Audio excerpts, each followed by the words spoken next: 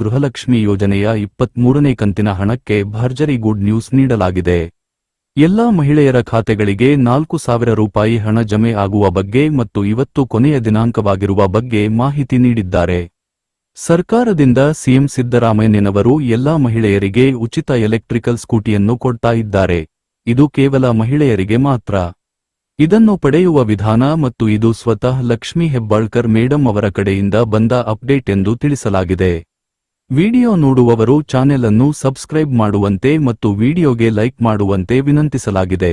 ಗೃಹಲಕ್ಷ್ಮಿ ಯೋಜನೆ ಹಣದ ಸ್ಥಿತಿ ಮತ್ತು ಕಂತುಗಳ ಬಗ್ಗೆ ಸ್ಪಷ್ಟೀಕರಣ ಎಂಎಲ್ಎ ಅವರ ಜೊತೆ ಮಾತನಾಡಿದಾಗ ಅವರು 23ನೇ ಕಂತಿನವರೆಗೂ ಹಣ ಹಾಕಿದ್ದೇವೆ ಎಂದು ಹೇಳಿದ್ದರು. ಆದರೆ ಸಂಶೋಧನೆಯ ಪ್ರಕಾರ ದಸರಾ ಹಬ್ಬಕ್ಕೆ 21ನೇ ಕಂತು ಮತ್ತು ದೀಪಾವಳಿ ಹಬ್ಬಕ್ಕೆ 22ನೇ ಕಂತು ಮಾತ್ರ ಬಂದಿದೆ. ಗೃಹಲಕ್ಷ್ಮಿ ಯೋಜನೆಯ ಹಣ ಇದುವರೆಗೂ ಮಹಿಳೆಯರ ಖಾತೆಗಳಿಗೆ 1 ರಿಂದ 22ನೇ ಕಂತಿನ ಹಣ ಮಾತ್ರ ಬಂದಿದೆ. ದೀಪಾವಳಿ ಹಬ್ಬಕ್ಕೆ ಬಂದಿರುವುದು 23ನೇ ಕಂತಿನ ಹಣವಲ್ಲ, ಅದು 22ನೇ ಕಂತಿನ ಹಣವಾಗಿದೆ. 90ರಷ್ಟು ಫಲಾನುಭವಿಗಳಿಗೆ ಇನ್ನೂ 23ನೇ ಕಂತಿನ ಹಣ ಬಂದಿಲ್ಲ. ಮೈಸೂರು ಜಿಲ್ಲೆಯಲ್ಲಿ ದಸರಾ ಹಬ್ಬದಂದು 2 ಕಂತುಗಳ ಹಣವನ್ನು ಹಾಕಿದ್ದರಿಂದ ಕೆಲವರಿಗೆ ಬಂದಿರುವ ಸಾಧ್ಯತೆ ಇದೆ. ಲಕ್ಷ್ಮೀ ಹೆಬ್ಬಾಳ್ಕರ್ ಮೇಡಂ ಅವರು 23ನೇ ಕಂತಿನ ಹಣವನ್ನು ತಿಂಗಳು ಮುಗಿಯುವ ಅಷ್ಟರಲ್ಲಿ ಜಮೆ ಮಾಡುತ್ತೇವೆ ಎಂದು ಹೇಳಿದ್ದರು. ಅದರಂತೆ ಇಂದು ಕೊನೆಯ ದಿನಾಂಕವಾಗಿದೆ ಮತ್ತು ಹಣ ಬಿಡುಗಡೆಯಾಗುತ್ತಿರುವ ಮಾಹಿತಿ ಹೊರಬರುತ್ತಿದೆ. ಇಂದು ಕೇವಲ 23ನೇ ಕಂತಿನ ಹಣ ಮಾತ್ರ ಬರುವ ಸರದಿ ಇದಾಗಿದೆ. 24ನೇ ಅಥವಾ 25ನೇ ಕಂತಿನ ಹಣ ಸದ್ಯಕ್ಕೆ ಬರುವುದಿಲ್ಲ. ಒಟ್ಟು 4,000 ರೂಪಾಯಿ ಜಮೆ.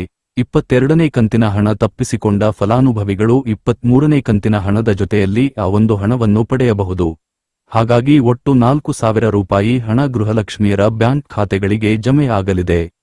ಹಣ ಜಮೆ ಆಗಲಿರುವ ಜಿಲ್ಲೆಗಳು ಗೃಹಲಕ್ಷ್ಮಿ ಯೋಜನೆಯ ಫಲಾನುಭವಿಗಳಿಗೆ ಹಣ ಬರುತ್ತಿರುವ ಮುಖ್ಯ ಜಿಲ್ಲೆಗಳು: ಬೆಳಗಾವಿ ಜಿಲ್ಲೆ, ಧಾರವಾಡ ಜಿಲ್ಲೆ, ಹಾವೇರಿ ಜಿಲ್ಲೆ, ಗದಗ ಜಿಲ್ಲೆ, ಉತ್ತರ ಕನ್ನಡ ಜಿಲ್ಲೆ, ದಕ್ಷಿಣ ಕನ್ನಡ ಜಿಲ್ಲೆ, ಚಿಕ್ಕಮಗಳೂರು ಜಿಲ್ಲೆ, ಉಡುಪಿ ಜಿಲ್ಲೆ, ದಾವಣಗೆರೆ ಜಿಲ್ಲೆ, ತುಮಕೂರು ಮತ್ತು ಬೆಂಗಳೂರು ನಗರ ಹಾಗೂ ಗ್ರಾಮಾಂತರ ಜಿಲ್ಲೆಗಳು, ಬಾಗಲಕೋಟೆ ಜಿಲ್ಲೆ.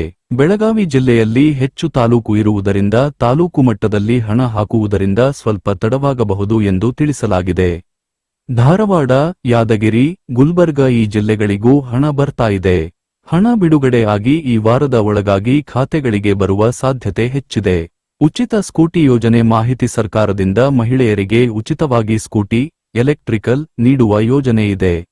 ಯೋಜನೆಗೆ 18 ವರ್ಷದ ಮೇಲ್ಪಟ್ಟ ಮಹಿಳೆಯರು ಅರ್ಜಿ ಸಲ್ಲಿಸಬಹುದು.